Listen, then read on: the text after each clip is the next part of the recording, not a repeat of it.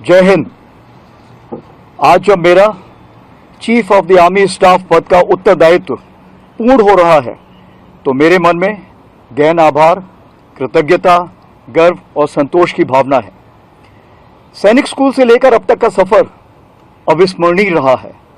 4 दशक से अधिक समय भारतीय सेना में सेवारत रहना मेरे जीवन का सबसे बड़ा सौभाग्य रहा है।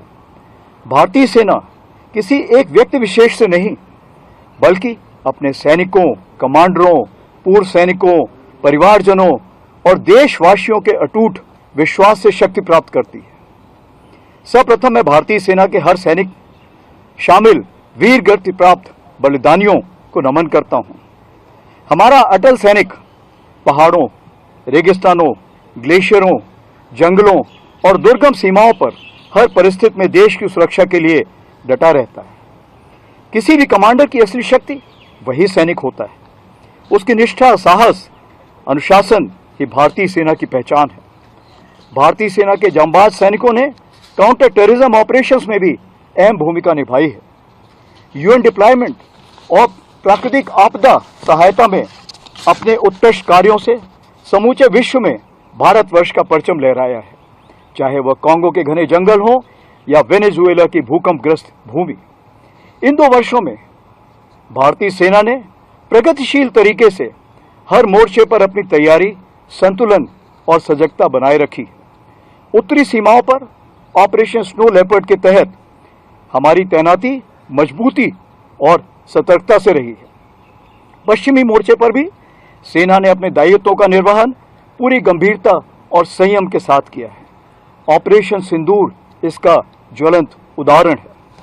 देश की सुरक्षा से जुड़े हर विषय पर भारतीय सेना ने स्पष्ट उद्देश्य, अनुशासन और जिम्मेदारी के साथ हर कार्य संपन्न किए हैं और न्यू नॉर्मल की परिभाषा को प्रारूप दिया है। इस दौरान तीनों सेनाओं के बीच तालमेल और भी मजबूत हुआ है। भारतीय सेना, नौसेना और वायुसेना ने साझा सोच, भरोसे और बेहतर समन्वय के साथ कार्य किया है। भविष्य में युद्ध और अधिक ज्वाइंट, इंटीग्रेटेड और थिएटर ओरिएंटेड होगा। इसलिए हमारी दिशा स्पष्ट है: साथ देखना, साथ निर्णय लेना और साथ कार्रवाई करना। का हार्दिक आभार प्रकट करता हूं। आज मैं ये जिम्मेदारी जनरल धीरज सेठ को सौंप रहा हूं।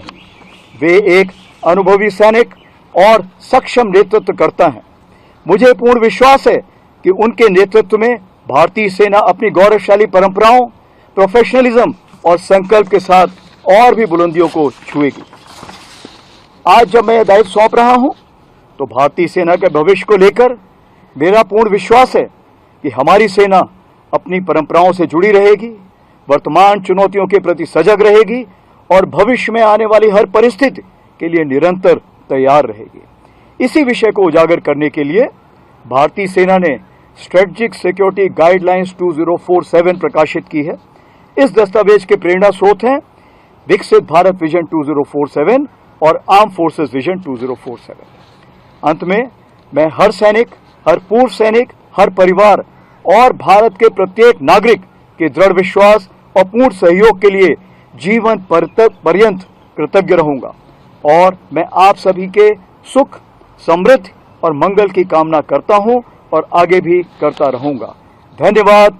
जय हिंद।